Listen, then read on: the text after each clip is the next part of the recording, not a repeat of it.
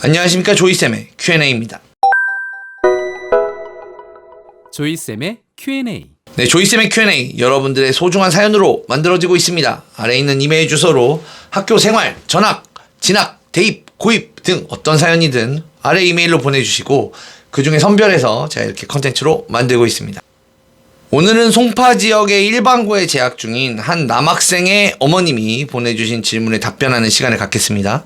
이 학생은 한영외고로 편입을 고려 중인데요. 과연 이 결정이 현명한 선택일까요? 한번 살펴보겠습니다. 현재 송파 쪽 일반고 2학년 재학 중인 남학생 엄마입니다. 1학년 성적은 1.3이었는데 2학년 첫 중간고사 준비 중 과학과 수학 공부에 힘이 붙이면서 한영외고로 편입을 심각하게 고민하고 있습니다. 질문 내용은 다음과 같습니다. 한영외고로 편입됐을 경우 전공어를 따라갈 수 있을까요? 현재 일본어 제2외국어로 하고 있지만 기초단계입니다. 이과에서 문과로 전향하는 방법으로 외고 편입이 현명한 선택일까요? 언어별 TO 중 일본어가 없을 경우 어떤 언어를 선택해야 따라갈 수 있을까요?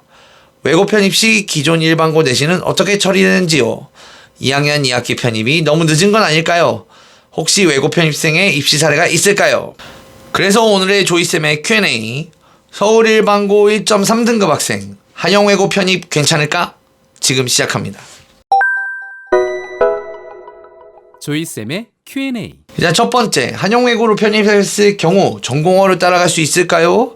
현재 일본어 제2외국어를 하고 있지만 기초 단계입니다 라는 질문을 하셨는데 상위 등급에 도달하는 건 어려울 것 같습니다. 상위 등급, 1, 2등급.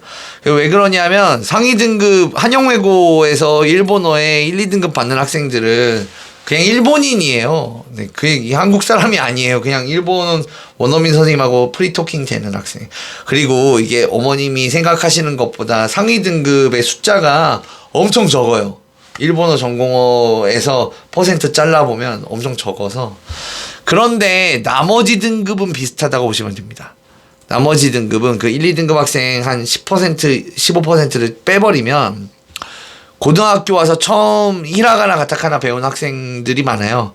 그러니까 열심히 노력하시면 중위권 점수는 가능합니다. 이 친구는 이제 공부 능력이 있는데 사실은 서울에 있는 최상위권을 빼면 거의 일본어 점수는 안 본다고 보셔도 됩니다.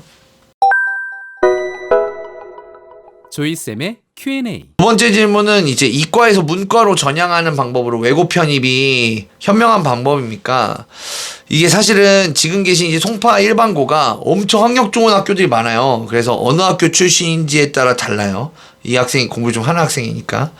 근데 저는 일반고 1년 반을 다니다가 외고에 들어가는 것이 적응은 쉽지 않을 것이다. 쉽지는 않다. 뭐 전공어 수업도 방금 말씀하셨지만 영어 원어민 수업도 쉽지 않을 거예요. 영어 진짜 어렵거든요. 외고는. 그래서 이미 2학년이 절반이 지났는데 이게 또 이제 들어갔을 때 이 친구가 공부를 잘하는 학생이라 제가 이렇게 말씀드리는 건데 들어가서 완전히 못할 것 같지는 않으니까 이런 말씀을 드리는 거예요. 들어가서 이득을 봐야 되잖아요. 외고 출신이니까 종합전형 쓰겠죠. 서류가 막 가꿔지고 해야 되는데 지금 2학년 절반이 지났는데 서류가 더 좋아질 구간이 너무 짧아요. 그러니까 서류가 막 두꺼워지고 일반고에 비해 그럴 가능성도 굉장히 적다. 그래서 종합전형에서 이득도 크지 않다. 너무 늦어서. 조이쌤의 Q&A.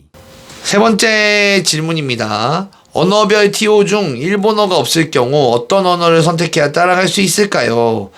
학생의 성향에 따라 이건 굉장히 다르겠죠? 네, 이제 중국어가 학력이 좀 좋고 나머지 학과는 비슷한데 뭐 아예 그냥 비인기 학과로 확 꺾어서 뭐 스페인어과 이런 거 하셔도 괜찮고요.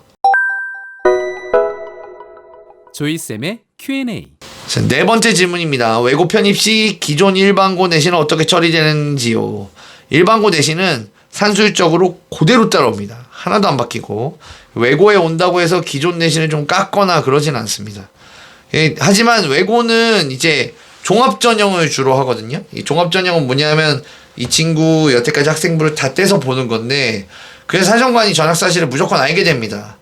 그러니까 여기 정원이랑 여기 정원이 다르거든요. 그리고 여기 과목이랑 여기 과목의 이름이 다르단 말이에요. 그래서 얘는 전학했구나 요때 요걸 알게 됩니다.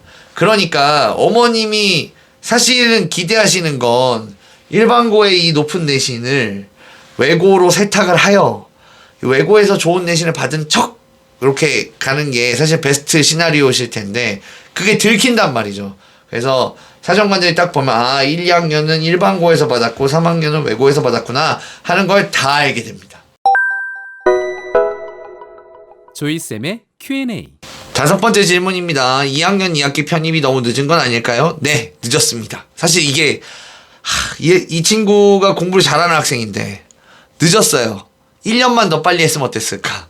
편입을 빨리 하면 빨리 할수록 좋겠죠. 그래서 1학년 때 주로 편입을 하고요. 2학년 때는 편입 시도 자체가 그렇게 많지 않습니다. 조이쌤의 Q&A. 자, 마지막 질문입니다. 혹시 외고 편입생의 입시 사례가 있을까요? 이게 입시 사례라는 게 이제 외고 편입에 성공한 사례를 말씀하시는 게 아니라 편입 후 대입에 성공한 사례를 말씀하시는 것 같아요. 네, 근데 이게 많지 않습니다. 왜 그러냐면 제가 이제 준비한 게 2025년 한영외고의 편입 공고예요.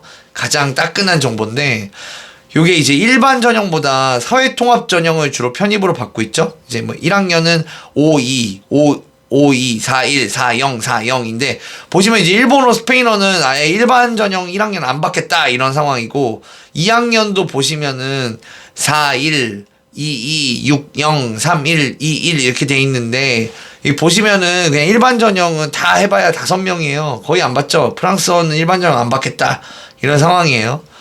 이게 왜 그러냐면 외고 자체가 중도에 편입해봐야 이 중도에 편입한 학생이 외고에 잘 적응해서 대학 입시에서 성공하는 사례가 별로 없기 때문에 힘들기 때문에 외고 자체가 그걸 아는 거죠. 그래서 일반고를 좀 최소화해서 받고 사회통합 전형은 사회통합 전형들끼리 대입에서도 경쟁하거든요. 그래서 편입에 성공한 대부분의 학생들은 사회통합 전형들이죠. 사회통합 전형을 많이 받는 거죠. 네, 많이 받는 거고 그러다 보니까 외고에 편입한 다음에 대학교에 입학하는 사람들도 대부분 사회통합 전형일 거 아니에요. 이분들은 일반적으로 입시 결과로 안 나와 버리겠죠. 네, 사회통합 전형으로 빠진 거니까. 그래서 사실은 어머님이 궁금하신 외고 편입생이 대학교 입시 사례가 있냐 여기 많지 않습니다. 사실은 없다는 말씀을 드리는 거예요. 조이쌤의 Q&A. 오늘 여기까지입니다. 다음에도 궁금한 점이 있으시면 언제든 질문해 주시고요. 항상 솔직하게 답변 드리도록 하겠습니다. 지금까지 조이쌤의 Q&A였습니다.